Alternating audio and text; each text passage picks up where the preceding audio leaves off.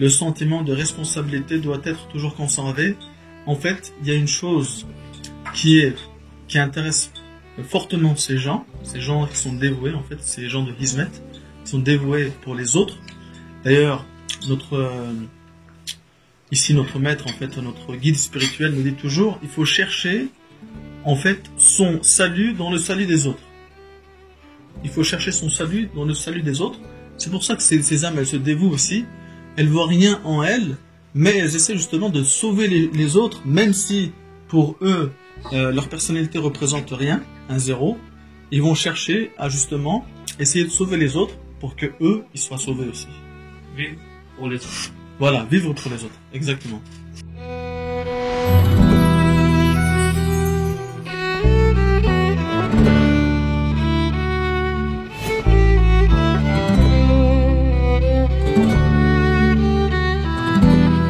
Si on arrive à vivre pour les autres, Inch'Allah, un jour, peut-être qu'Allah, justement, parce qu'on a fait les choses pour les autres, il va nous sauver également.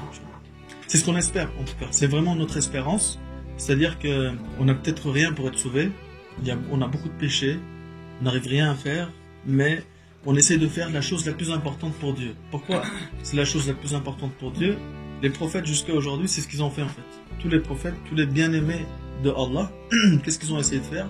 Ils ont essayé, justement, de prêcher la parole de Dieu pour sauver les gens.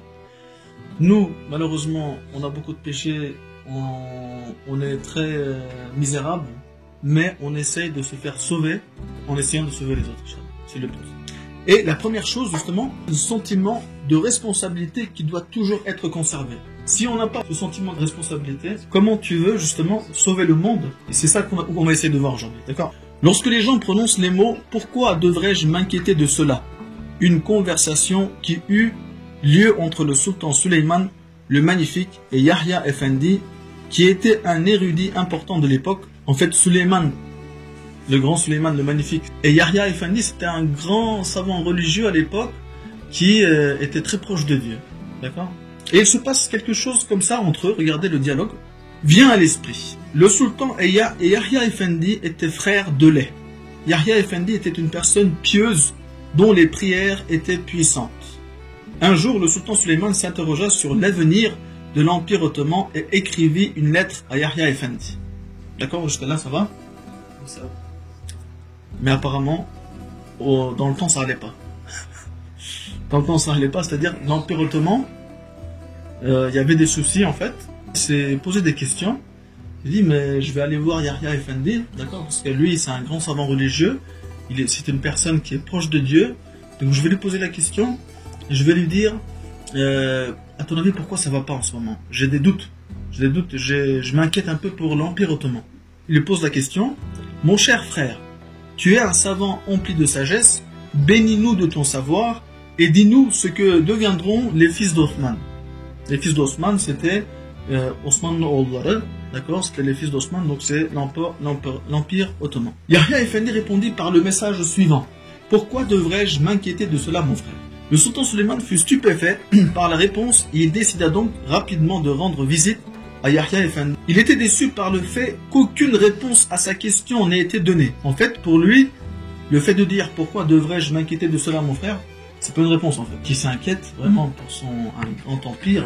Il y a plein d'infrastructures, il y a un système, il y a des millions de mètres carrés qui ont été conquéris. Et là, en fait, il s'inquiète pour son peuple, il s'inquiète pour son empire. Et là, pour lui, ça, c'est pas une réponse. D'accord? En entrant, le sultan demanda, « Cher frère, tu n'as pas répondu à ma question. Ai-je fait quelque chose de mal ?» Yahya Effendi répond, « J'ai répondu à ta question, mais je suis surpris que tu n'aies pas compris la réponse. » Intéressant. En fait, pour Yahya Effendi, il a répondu. Pour lui, il a répondu. Il pensait qu'il avait compris, mais apparemment, il n'a pas compris. « Que signifie-t-elle » demanda le sultan Suleiman. Yahya Effendi répondit, « Mon frère, dans une nation, si l'injustice et la tyrannie deviennent répandues, et si ceux qui le remarquent disent « Pourquoi devrais-je m'inquiéter de cela ?» et n'agissent pas, c'est-à-dire, si un mouton est consommé par le berger et non par un loup, et que ceux qui le savent ne disent rien, si les cris des pauvres et des innocents montent vers le ciel, et si personne ne les entend, alors attends-toi à la disparition de ta nation. Tes trésors vont être pillés et tes soldats se rebelleront. Le moment est maintenant proche de la fin. Donc qu'est-ce qu'il dit Yahya Effendi?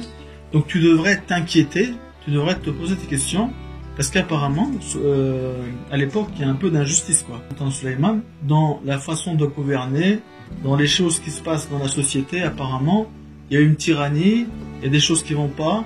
Donc du coup, en fait, Yahya Effendi, il a envie de souligner un peu ça. C'est pour ça qu'il a dit, de toute façon, je m'inquiète pas, etc., pour lui faire comprendre, en fait. Pour lui faire comprendre que non, il y a plein de choses qui vont pas. Là, on va résumer un peu sur ce paragraphe, et il va essayer de résumer un peu ce qui se passe. Heureux sont ceux qui sont conscients de leur humanité et possèdent des sentiments exaltés de responsabilité. Alors c'était ça en fait, hein, l'origine, l'essence. C'était ça de ce qu'on parlait. Heureux sont ceux qui sont conscients de leur humanité et possèdent des sentiments exaltés de responsabilité. C'est-à-dire qu'ils possèdent des sentiments exaltés. Exaltés, ça veut dire quoi? Ils sont à un niveau de responsabilité, ils sont très conscients de ça en fait. Ils ont les sentiments les plus élevés par rapport à ça. C'est-à-dire qu'ils sentent vraiment qu'ils sont responsables. Ils sentent vraiment qu'en fait, je dois en fait passer du temps avec ça. Je dois m'occuper de cette chose. Il faut que je sois conscient que cette mission, c'est pas une mission comme tous les autres, garder juste une famille, acheter une voiture, acheter une maison et puis gérer ça. Non, c'est pas ça. C'est l'avenir.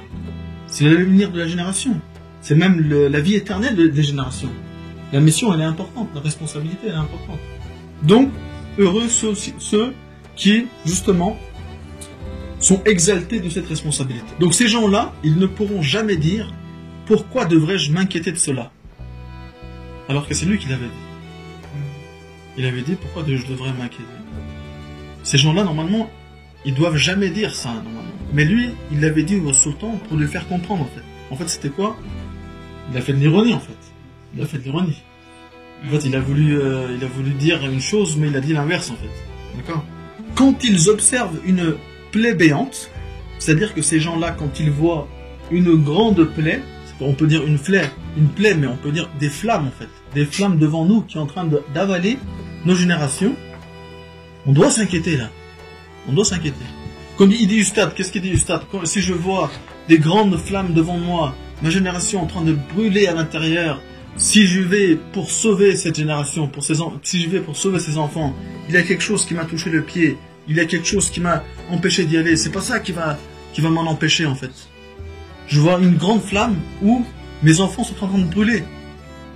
Mais ça veut pas dire forcément brûler physiquement, mais ils sont en train de brûler.